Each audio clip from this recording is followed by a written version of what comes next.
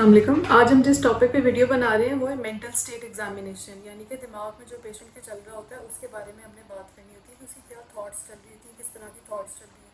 ये काफ़ी लंबा टॉपिक है, इसलिए हम बाय कॉम्पोनेंट चलेंगे। जैसे स्टार्ट में पेरेंट्स एंड बिहेवियर पे, आज की वीडियो पेरेंट्स एंड बिहेवियर के ऊपर होगी।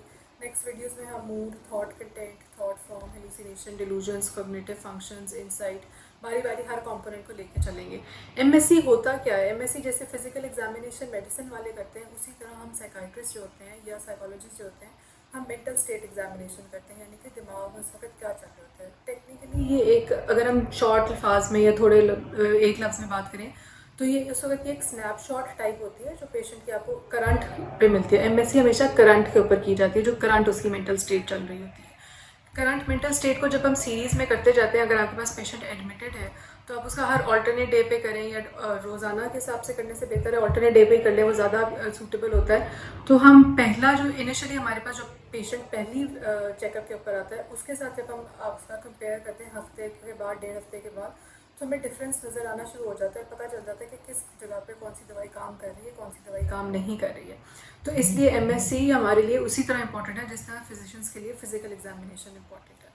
अब एमएससी में सिर्फ ज़रूरी नहीं होता कि हम पेशेंट से बातचीत के ज़रिए ही सिर्फ बात करें, उससे सवाल जवाब पूछ कर ही बात करें। कुछ चीज़ें ऐसी होती हैं जो हमने पेशेंट की खुद भी नोटिस करनी होती है, इसीलिए ये सारी चीज़ें हम इस कंपोनेंट में अपीयरेंस एंड बिहेवियर के कंपोनेंट में डालते हैं। ये वो चीज़ें होती हैं जो आपने मरीज़ को देख के खुद असेस करनी होती हैं कि क्या क्या चीज़ चल रही है।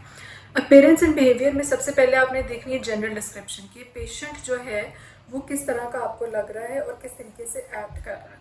जो वो एज अपनी बता रहा है, क्या वो एज उसकी अकॉर्डिंगली अप्रोप्रिएट एज है। कुछ पेशेंट्स होते हैं जो रिग्रेसिव में आते हैं, रिग्रेशन उसके अंदर होती है, तो वो अपनी एज कम बताएंगे। ऑब्वियसली अगर आपको लग रहा है कि कोई मिडिल एज मैन है और अपनी उम्र वो 15 साल या 14 साल या 10 साल बता रहा है, तो ऑब्वियसली ये कॉन्ट्राइंडिकेटेड। मतलब अपीयरेंस एंड बिहेवियर में हम सबसे पहले जनरल डिस्क्रिप्शन देते हैं कि पेशेंट किस तरह का आपको लग रहा है और वो क्या एक्ट कर रहा है आपके सामने। अगर फॉर एग्जांपल हम उसकी एज के ऊपर बात करें, उससे एज पूछें, अगर वो मिडिल एज मैन आपको लग रहा है, लेकिन कुछ लोग रिग्रेशन के साथ आते हैं, रिग्रेसिव बिहेवियर के साथ हैं, वो अगर अपनी एज 4 साल बता रहे हैं, तो ऑब्वियसली ये दो अलग अलग बातें हैं। आप लोग, आपकी असेसमेंट क्या है, हमने वो देखनी होती है मेंटल स्टेट एग्जामिनेशन के अंदर कि पेशेंट आपको कैसा नज़र आ रहा है और उसकी थॉट क्या चल रही है, किस तरीके से वो आगे चल रहा है। अगर आपने कमेंट करना होता है कि बच्चा जो है वो चाइल्ड है, यंग एज है, मिडिल एज है, ओल्ड एजड है, किस तरीके से आपको लग रहा है, उसकी जो एज है वो कॉरस्पॉन्डिंग टू हिज अपीयरेंस है या नहीं है। दूसरी बात आपने देखना है कि उसने कपड़े किस तरीके, कहाँ, कैसे पहने हुए हैं। जो डिप्रेशन के पेशेंट्स होते हैं वो बहुत ही सेल्फ निगलेक्ट के साथ आते हैं, बिल्कुल उनके कपड़े जो है वो मैले होते हैं। घर वाले भी अगर साथ में बैठे हो तो वो भी रिपोर्ट करते हैं कि 2-3 दिन से नहाया धोया नहीं है, कपड़े नहीं बदल रहा। सिमिलरली अगर स्किज़ोफ्रेनिया का पेशेंट है तो स्किज़ोफ्रेनिया का जो पेशेंट होगा वो नेगेटिव सिम्टम्स के साथ जो आएगा उसके अंदर भी ये सेम अलामात होंगी कि वो कपड़े नहीं बदलेगा, उसके कपड़े बहुत, जिसको हम कहते हैं कि एक अनकेम्प्ड और डिसशेवल्ड अपीयरेंस होती है, वो वाली अपीयरेंस हम उनको डिस्क्राइब करते हैं कि इनकी ये है। दूसरी आपने देखना है कि क्या वो जिस जगह पे बैठा हुआ है उसके अकॉर्डिंगली उसने कपड़े पहने हुए हैं या नहीं पहने हुए। फॉर एग्जांपल अगर आप ओपीडी में बैठे हुए हैं, ओपीडी में अगर आपके पास कोई पेशेंट गाउन पहन कर आ जाता है, जो usually ICU CCU type gown होते हैं, ऑब्वियसली वो अप्रोप्रिएट टू प्लेस नहीं होती, तो हमने ये भी देखना होता है।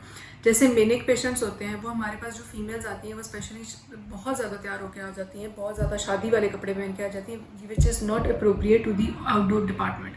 कि आप आउटडोर में शादी वाले कपड़े पहन के नहीं आते, तो हमने उनके इस तरीके से, हमने उनके कपड़े भी देखने होते हैं कि किस तरीके से वो पहन के आ रही हैं।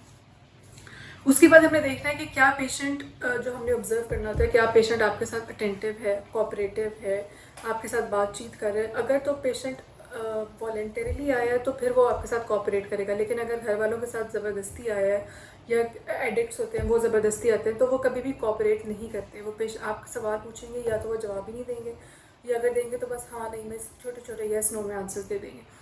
तो हमने ये भी बताना होता है, अपीयरेंस एंड बिहेवियर में ये भी बताना होता है कि जब पेशेंट से हम सवाल पूछ रहे हैं तो वो डिटेल आंसर दे रहा है या सिर्फ येस नो में जवाब दे रहा है। उसके बाद हम अगर उसके फेस के ऊपर आए तो हमें देखना है क्या कोई उसके फेस पे कोई ज़ख़म का निशान है, कोई स्कार मार्क है, कोई टैटू बना हुआ है। अगर कोई एग्रेसिव पेशेंट है जो लड़ झगड़ कर आया है तो ऑब्वियसली उसके मुंह पे अगर उसने मार कुटाई की है तो उसके मुंह पे कोई ज़ख़म के निशान होंगे, कोई इस तरीके के निशान होंगे, तो हमने वो भी देखनी है। फिर हमने देखना है कि क्या पेशेंट ने हाइजीन मेंटेन हुई हुई है, ये उसी तरह सेल्फ निगलेक्ट या सेल्फ केयर के अंदर आ जाती है कि क्या उसकी मेंटेन्ड है। इससे हमें उसकी फंक्शनिंग का पता चल जाता है कि क्या वो अगर तो वो अपनी हाइजीन मेंटेन कर रहा है, इसका मतलब है कि उसकी फंक्शनैलिटी इतनी ज़्यादा इम्पेयर नहीं हुई है जितनी यूजुअली साइकोटिक पेशेंट्स में हो जाती है या स्किज़ोफ्रेनिया के नेगेटिव सिम्टम्स में हो जाती है, या डिप्रेशन जो शदीद सिवियर डिप्रेशन वाले पेशेंट्स होते हैं उनके अंदर जो फंक्शनैलिटी इम्पेयर हो जाती है। तो हाइजीन से हम थोड़ा बहुत इस बात का भी अंदाज़ा लगा सकते हैं। उसके बाद आते हैं बिहेवियर में जैसे मैंने आपको बताया कि अगर एक्यूट डिस्ट्रेस में पेशेंट है वो रेस्टलेस होगा, बार बार हैंड्स, जिसको फिजिटी हैंड्स कहते हैं, बार बार हाथ हिला रहा होगा, पाँव हिला रहा होगा, रेस्टलेस होगा, एंग्जाइटी का पेशेंट होगा, वो कुर्सी के एज पे बिल्कुल बैठा हुआ होगा, हर वक्त कभी इधर मुंह कर रहा होगा, एजिटेटेड सा फीलिंग आ रही होगी। जो डिप्रेसिव पेशेंट्स होते हैं वो मतलब बिल्कुल ही मुंह झुका के बात कर रहे होते हैं, वो आई कांटेक्ट भी नहीं करते हैं, कुछ भी नहीं करते हैं, ना बात करते हैं, छोटे छोटे आंसर्स के जवाब देते हैं। तो इस लिहाज से हमने उसका बिहेवियर देखना होता है कि किस सवाल का वो किस तरीके से जवाब दे रहे हैं। उसके बाद सेकंड नंबर पे हमारे पास आता है मोटर एक्टिविटी, कि क्या वो पेशेंट नॉर्मल बैठा हुआ है या वो बिल्कुल ही स्लो डाउन बैठा हुआ है। क्या स्लो डाउन किस वजह से हो सकता है वो कोई मेडिकेशन ले रहा है जिसकी वजह से वो स्लो डाउन हो चुका है, या वो डिप्रेशन का पेशेंट है जो वो बात ही नहीं करना चाह रहा है, या वो स्किज़ोफ्रेनिया का पेशेंट है जो नेगेटिव सिम्टम्स के साथ है, बात नहीं करना चाह रहा, या फिर एजिटेटेड होगा। डिप्रेसिव पेशेंट्स भी एजिटेटेड होते हैं, जो मैनिक हो गए वो भी इरिटेबल बिहेवियर शो कर सकते हैं। इसी तरह स्किज़ोफ्रेनिया में अगर कोई पॉजिटिव सिम्टम्स के साथ आपके पास आया है तो वो आपसे बात करते करते के दौरान ही पूछ लेगा कि नहीं हमारी कोई बात सुन रहा है, मैंने आपसे कोई बात नहीं करनी, मैं अगर आपसे कोई भी बात करूँगा तो ये फलाना बैठा हुआ है बंदा, इसको न पता चल जाएगा। वो बैठे बैठे इधर उधर आंखें घुमाना शुरू हो जाएंगे। इस तरह से हम उनके मोटर एक्टिविटी जो है वो ये चेक कर लेते हैं। उसके बाद हमने देखना होता है कि उनकी गेट कैसी है, वो चल ठीक रहे। जो कन्वर्जन के पेशेंट्स होते हैं यूजुअली गेट का प्रॉब्लम उनके अंदर आता है, वो चलते चलते आपके पास जब आ रहे होंगे हमने उसी टाइम देख लेनी है कि पेशेंट आपके पास चल के किस तरीके से आ रहा है, क्या उसकी गेट नॉर्मल है, क्या वो किसी के सहारे के साथ आ रहा है, या उसने कोई चीज़ पकड़ी हुई है, या वो व्हील चेयर के ऊपर आ रहा है। ये सारी बातें हमें नोट करनी होती हैं। जो कन्वर्जन के पेशेंट्स होते हैं यूजुअली वो हमेशा किसी सहारे के साथ आएंगे, और बाज़ दफ़ा होता है कि चलते चलते आएंगे वो गिर जाएंगे और आपके सामने ड्यूरिंग द इंटरव्यू ही वो बेहोश हो जाएंगे। तो हमने ये सारी चीज़ें अपने जहन में पॉइंट्स रखने होते हैं। उसके अलावा हमने देखना होता है कि अगर कोई टूरेट्स डिसऑर्डर का पेशेंट है तो वो उसके ऊपर रिपीटेड टिक्स आ रही होती है फेस के ऊपर, ये भी मोटर एक्टिविटी के अंदर आता है। आपने ये भी देखना है। जो टूरेट सिंड्रोम होगा उसके टिक्स आपको पता चल जाएंगे। कुछ पेशेंट्स होते हैं जो पोस्चरिंग में आते हैं स्किज़ोफ्रेनिया, वो एक ही पोस्चर बना के बैठे रहेंगे। तो हमने ये सारी बातें इसमें नोट करनी है कि क्या वो पोस्चरिंग के अंदर बैठा हुआ है, क्या उसके कोई टिक्स आ रहे हैं। सेकेंडली उसके कोई फिर एक बात होती है कि एको ले लिया, कि अगर आप जो बात आप करें वही पेशेंट रिपीट पे कर रहे हैं तो इसको हम एको ले लिया में शामिल करते हैं। ये भी हम पेरेंट्स एंड बिहेवियर में और मेंटल स्टेट एग्जामिनेशन में करते हैं। एकोप्रेक्सिया में वो है कि जो काम आप कर रहे हैं वही पेशेंट कर रहे हैं, तो हमने ये भी नोट करना है कि क्या पेशेंट वो सब कुछ कर रहा है या नहीं कर रहा। इस तरीके से हमने आगे मेंटल स्टेट के पेरेंट्स और बिहेवियर को लेके चलना होता है। जिस तरह अब हम इसको कंक्लूड कैसे करते हैं कि वैसे जनरल अपीयरेंस जब हम डिस्क्राइब करते हैं तो ऑब्वियसली आपने जब भी इंटरव्यू करना है स्टार्ट करके अपना इंट्रोडक्शन करना है, पेशेंट का इंट्रोडक्शन लिखना है, कंसेंट लेना है, कॉन्फिडेंशियलिटी लेनी है, पेशेंट के लेवल पर बैठ के बात करनी है, पेशेंट से ऊपर नीचे होकर बात नहीं करनी है, आई कॉन्टैक्ट को मेनटेन करना है। एक चीज़ होती है जो हम हमेशा MSc में लिखते हैं कि eye contact made and maintained.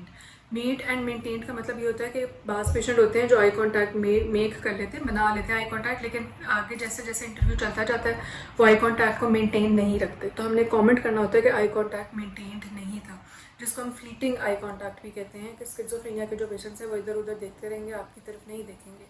तो हमने इसको ये लिखना है कि आई कांटेक्ट मेड और मेंटेन्ड था या नहीं था। दूसरी बात हमने करनी है कि हमने देखना है कि उसकी जो हम बोलते हैं कि पेशेंट के साथ रेपो बनी है कि नहीं बनी। हम आराम से लिख देते हैं कि मेंटल स्टेट में rapport was establish. Her patient के साथ रेपो नहीं बनती है। हर पेशेंट इनिशियली आपको कोई भी बंदा किसी भी अजनबी को आके अपने सारे स्ट्रेसेस अपनी सारी बातें नहीं बताएगा। स्पेशली अगर वो पैरानॉइड है तो वो डर के बैठा रहेगा और वो कहेगा कि मुझे ISI के बंदों ने कहा या मुझे किसी ने कहा है कि मैं आपसे कोई बात ना करूँ। तो इस तरह वो आपसे गार्डेड पेशेंट होते हैं। कुछ पेशेंट डिप्रेशन के पेशेंट्स भी होते हैं जो अपना स्ट्रेसेस नहीं बताते। स्पेशली अगर एब्यूज़ का कोई पेशेंट आपके पास आया, वो भी इनिशियली पहले इंटरव्यू में आपको कभी भी नहीं बताएगा कि उसके साथ एब्यूज़ हुआ है। बहुत रेयर चांसेस होते हैं कि कोई पेशेंट आके डायरेक्टली आपको बता दे कि जी मेरे साथ सेक्सुअल एब्यूज़ हुआ है या मेरे साथ फिजिकल एब्यूज़ हुआ है, तो वो आपको आके बता दे। तो इन पेशेंट के साथ ये ज़रा गार्डेड पेशेंट होते हैं, इनके साथ रेपो बनाना थोड़ी मुश्किल होती है। तो आपने हमेशा ये कमेंट करना है कि rapport was difficult to establish, या अगर आपको लगता है कि बन गई है, उसने पहले इंटरव्यू में सारे स्ट्रेसेस बता दिए हैं, तो आप बता सकते हैं कि रेपो जो है वो हमारी बिल्ड हो गई है। इसी तरह बारी बारी हमने इसी तरह ये जनरल जो हमारा पेरेंट्स एंड बिहेवियर है, ये छोटा सा छोटा सा कंपोनेंट है, लेकिन इसमें बहुत सारी बातें हैं जो हमने इनकलकेट करके उसको पेशेंट को बतानी, मतलब एग्जाम पॉइंट ऑफ व्यू से भी हमने बतानी होती है, एग्जामिनर को सारा डिस्क्राइब करना होता है कि बेसिकली आपको सिर्फ अपेयरेंस और बिहेवियर पे देख के भी आप कमेंट कर सकते हैं कि ये पेशेंट किस तरह का पेशेंट है, इसको आप किस कैटेगरी में डालेंगे। बाकी जो एग्जाम्पल के तौर पे अगर मैं आपको बताऊं कि हम जो अपेयरेंस एंड बिहेवियर का इनिशियली पैराग्राफ लिखते हैं, एग्जाम में लिखें, या हम जनरल जब पेशेंट देखते हैं, हमने प्रेजेंट करना होता है केस अपना किसी भी सिनेरियो में कहीं पे भी, तो हमने किस तरीके से प्रेजेंट करना है। हमने इस तरह से करना होता है कि यंग मेल, फॉर एग्जांपल मैं आपको डिप्रेशन की एग्जांपल देती हूँ जो नॉर्मली ज़्यादा पेशेंट्स हमारे पास उसी के आते हैं आउटडोर बेसिस पे स्पेशली। तो हमने इस तरह देखना है कि young man entered the room with normal get on his own, या अगर किसी के साथ वो आ रहा है तो विद समवन्स असिस्टेंस, वो अंदर एंटर हो रहा है with normal gait, with average height and build, hygiene was poor, he was unkempt and disheveled in appearance.